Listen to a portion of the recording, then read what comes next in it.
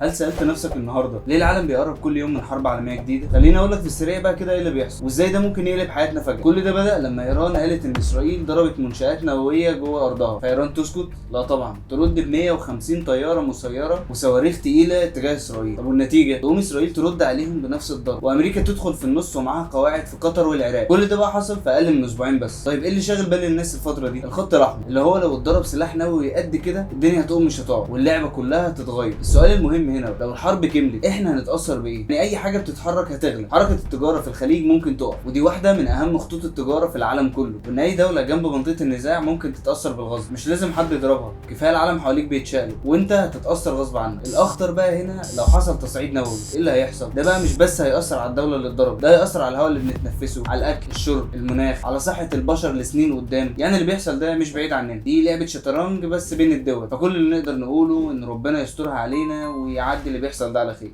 سلام.